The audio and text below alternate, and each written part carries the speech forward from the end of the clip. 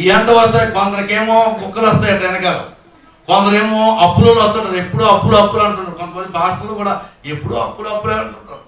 ఎప్పుడు కొంతమంది కొన్నిసార్లు ఏమో రోగం రోగం అంటుంటారు. ఏది స్తోత్రం, రోగం రోగం అంటారు. కానీ నీతిమంతుడు 7 మార్లు పడినా తిరిగి లేస్తాడు. ఇప్పుడు నేను ఎలాగొన్నాను? ఏ రోగము లేనట్టుగా, ఏమీ లేనట్టుగా ఉన్నాను, చక్కగా ఉన్నాను. దేవుని స్తోత్రం. మీకేంటంటే నిండు బోన్లా ఉన్నారంటారు. హల్లెలూయా.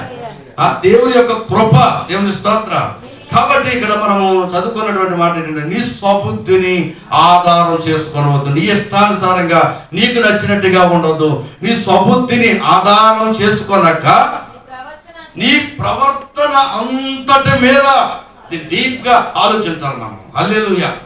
నీ ప్రవర్తన అంతటి మీద ఏం చేయాలట?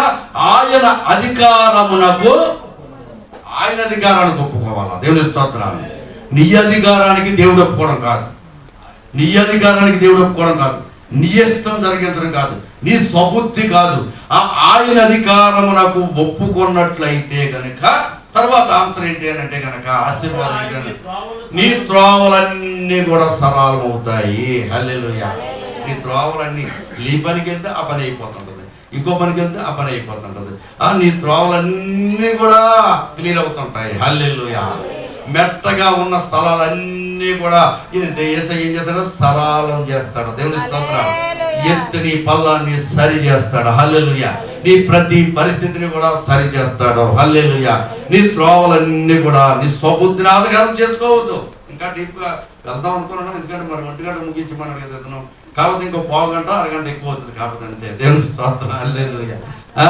కాబట్టి మరి ఇక్కడ మనం చూసినట్లయితే మనం నీ త్రోవలన్నీ సరళం చేస్తాడు. కాబట్టి 4వదిగా మనం చూస్తే కనుక 4వదిగా చూద్దాం.